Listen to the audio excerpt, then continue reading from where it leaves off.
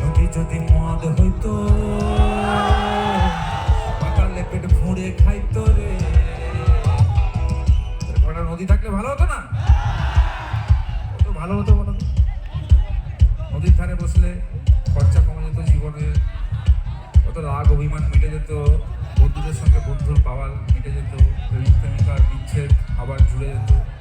তো যাই হোক, এরকম নদী আমাদের জীবনে আসেনি, কারণ তিনি গানটা বানিয়েছিলেন বা লিখেছিলেন তিনিও এটা ভেবেই বানিয়েছিলেন এবং লিখেছিলেন যে এরকম একটা নদী আমাদের জীবনে থাকবে। কিন্তু আমরা মানে মানব জাতি আর কি এই নদীটা আমাদের জীবনে কোনোদিন আসতে দিন, কারণ মানুষ হচ্ছে পৃথিবীতে একমাত্র জীব বা প্রাণী যারা বুঝতে পারে না যে কেন বেঁচে থাকে। আমাদেরকে মানে আমরা বুঝতাম হয়তো বা জানতাম, কিন্তু আমাদেরকে ভুলিয়ে দেওয়া হয়েছে।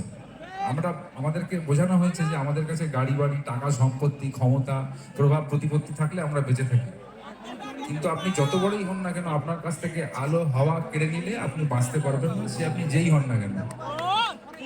তো আমরা একটা খুব সামান্য অনুরোধ করি, যেটার জন্য অনেকটা পরিশ্রম হয় না, অনেক টাকা খরচ হয় না, বুদ্ধি খাটাতে হয় না। একটু একটু বিবেক, একটু মনটা যদি আমরা ঠিকঠাক করি তাহলেই ঠিক হবে। মানে আমাদের আগে মানুষের আগে আকার আয়তন অনেক বড় ছিল, আমরা আস্তে আস্তে আকার আয়তনে ছোট হয়ে গেছি, বুদ্ধিটাও ছোট হয়ে গেছে সাথে। তো ওইটাই আবার আমরা যদি একটু বাড়িয়ে নিতে পারি, সেইটাই অনুরোধ করি যে নিজের আবর্জনা নিজের কাছে রাখবেন, অন্য কাউকে দেবেন না। খুব সিম্পল, খুব সহজ, কিন্তু এটাই আমরা জীবনে করতে পারি না। বাড়িতে ঢুকে বাড়িটা যাতে না নোংরা হয় সেই জন্য নিজের আবর্জনাটা একটা নির্দিষ্ট স্থানে ফেলি, কিন্তু ওই আবর্জনার প্যাকেটটাই মাঝে মাঝে বাড়ির ব্যালকনি থেকে আবার বাড়ির সামনের রাস্তাটাতেই ফেলে দিচ্ছি। অদ্ভুত। তো যাই হোক, আমাদের মনে হয় এটা করতে ভাল লাগে। যদি এইটুকু করতে পারি তাহলে বাড়ির মতনই বাড়ির সামনের রাস্তাটাও সুন্দর থাকবে, আমার পাড়াটাও সুন্দর থাকবে, আমার শহরটাও